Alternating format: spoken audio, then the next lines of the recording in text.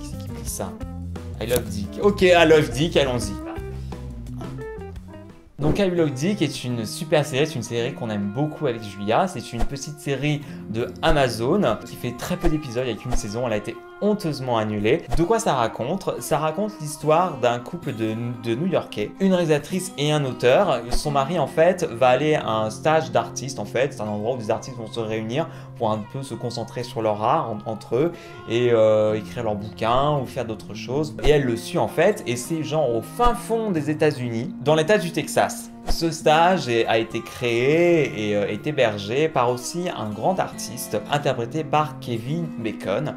Il fait des sculptures, en fait il est sculpteur, il fait un peu comme des performances, il va faire une espèce de ligne, il va couler une ligne de béton sur 10 km au milieu du désert, c'est tellement désertique et immense l'endroit où ils vivent qu'il peut se permettre ce genre de choses. Et il y a un truc qui se passe au niveau de la jeune femme, quand elle le voit il y a une espèce de fascination, elle le voit un peu comme au ralenti. Et donc il est là, il est nonchalant, il a une vraie présence en fait, et c'est vrai que même nous quand on le voit on fait ouf. Oh my! Oh là là, oh là là, oh my. Et donc va se développer chez Chris une véritable fascination, obsession, au bord de l'érotomanie envers ce mec.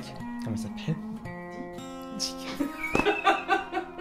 Envers Dick. Elle va écrire des lettres en fait, adressées à Dick. Et c'est là où toute la force de la série va arriver, parce que là, les épisodes sont un petit peu fragmentés d'extraits de ces lettres, et elle va parler du désir féminin, elle va parler de l'art, elle va parler de l'amour, elle va parler du sexe, elle va remettre beaucoup de choses en question, elle va parler de sa vie en général, de ses déceptions en tant qu'artiste, et c'est là où est toute la force de la série. C'est une série, on va dire, superficiellement on pourrait croire que c'est une série d'intello et tout, mais en fait pas du tout, c'est des choses, ils le font vraiment d'une manière intelligente et subtile et accessible et sans prétention, et c'est vraiment des artistes qui se questionnent sur qu'est-ce que c'est qu'être artiste, qu'est-ce que c'est que d'avoir l'idée la plus géniale au monde dans sa tête, qui grande, qui prend de l'ampleur et qui prend tellement d'ampleur qu'on a envie de la sortir, et quand elle sort ça devient cette toute petite chose minuscule et ridicule dans l'océan immense du monde entier qui crée. Et cette espèce c'est de ça dont la série parle, par le biais du personnage de Chris, mais par le biais aussi d'autres personnages secondaires qui vont parler de ce genre de choses, du développement de l'artiste. Il y a des débats qui vont se faire sur l'art, sur son côté aussi un peu élitiste qu'il y a,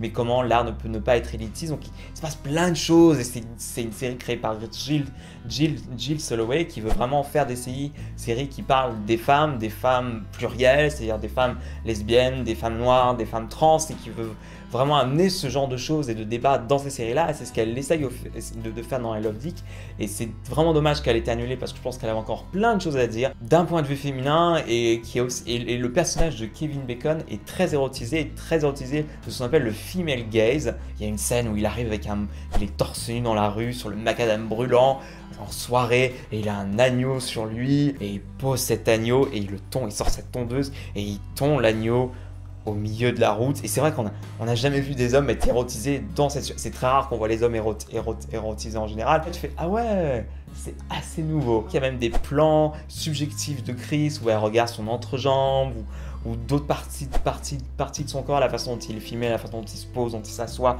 dont il s'adresse à elle. Enfin, il y a vraiment... cette série bouillonne d'érotisme et bouillonne de ferveur artistique, et de questionnement et de questions qu'on se pose, et c'est sur l'amour, sur le sexe, sur l'art. C'est passionnant, c'est hyper intéressant, et c'était un vrai plaisir de voir cette série-là. Bon, je pense que j'ai tout dit, donc je vous conseille énormément de voir I Love Dick. Posez-vous, ça fait du bien, des séries. C'est vrai qu'on aime bien consommer beaucoup de trucs de network avec Julia, voilà, on essaye un peu de dire non mais le network, le divertissement un peu léger c'est cool et tout ça, mais voir aussi des trucs un peu plus posés, littéraires, qui demandent un petit peu de réfléchir, ça fait aussi du bien. C'est vraiment parfait, c'est un petit bijou qui est arrivé, qui a disparu très vite, mais en même temps je trouve que c'est aussi ce que peut être l'art aussi.